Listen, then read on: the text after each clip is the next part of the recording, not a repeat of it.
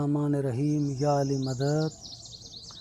ये जिन्नात का असर या जिन्नात का साया होना किसी भी इंसान पर यह हकीकत है, मगर जितना इसका आजकल चर्चा है इतना नहीं है। 90% झूठ है। कुछ लोग वहम का शिकार हैं और कुछ जाली पीर फ़कीर लोगों को गुमराह करते हैं कि इसको भूत है, इसको जिन्न है, बकरा चाहिए, मुर्गा चाहिए। उनसे पैसे बटोरने के लिए उनको गलत बात बताते हैं। इंसान के मजबूरियों के साथ खेलना ये इंसानियत है। कब्र का खौफ नहीं, खुदा का खौफ नहीं है, किसी की मजबूरी, किसी की हसरतों के साथ खेलना। और तीसरा तो कुछ लोग मक्कर करते हैं अपने मकसद को पाने के लिए। और चौथा कुछ ऐसे जनाना मर्ज हैं जिसको ख़ानदान वाले जिन तस्वर करते हैं। ये जिन नहीं है। मसलन उनमें से एक मर्ज है जिसको लेकोरिया, ये लेडी डॉक्टर इसको खूब जानते हैं, इसके आसार भी जानते हैं, वो मेरी तस्दीक करेंगे। लेकोरिया या सेलान अलरहम ये एक औरतों का मर्ज होता है, अक्सर जवान औरतों को होता है। इसमें क्या होता है, तबीयत में सुस्ती, भूख का न लगना, कमर में दर्द, सर चकराना और पेशाब का बार बार आना, भूख का न लगना, कुछ और भी इसके आसार हैं। ये एक मर्ज़ है, ख़ानदान वाले इसको जिन तस्वर करते हैं।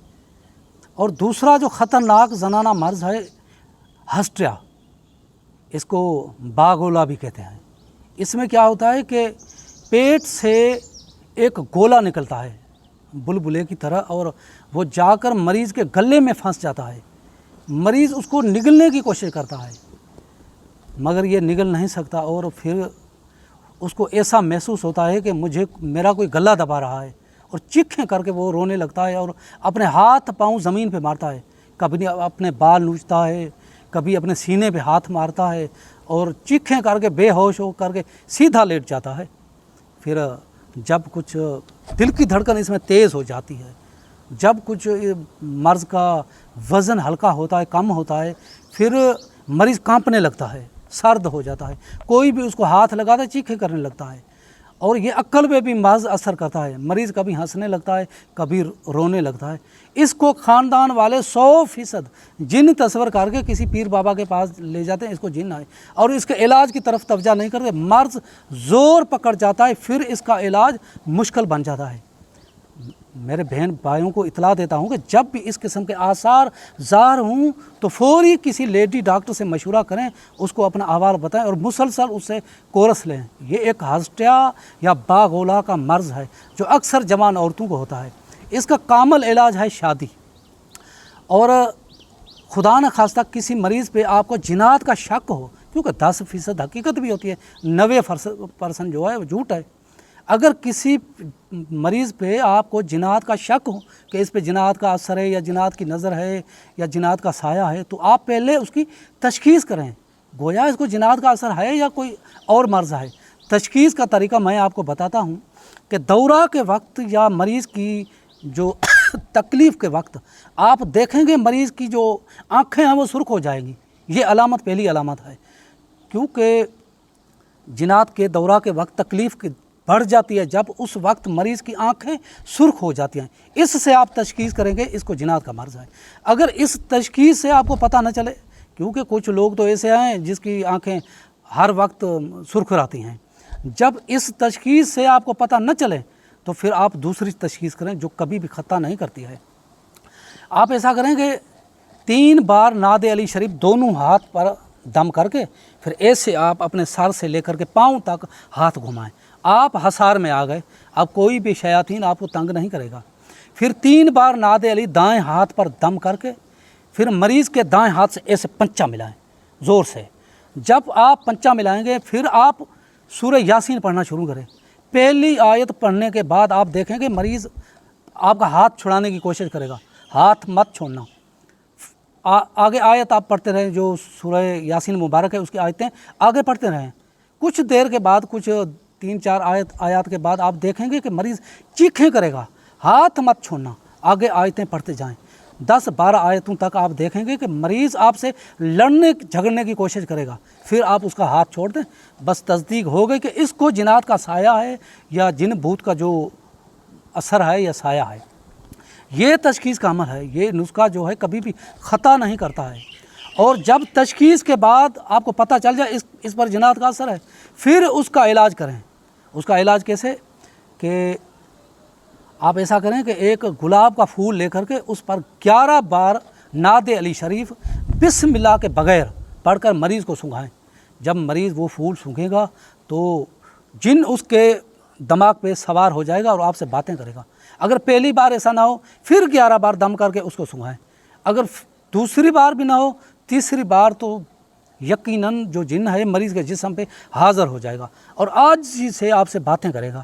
آپ اس سے باتیں کریں کہ کہاں سے آیا ہے، کیوں آیا ہے، کس مقصد کے لیے آیا ہے اور کس شرط کے ساتھ اس مریض کو چھوڑے گا۔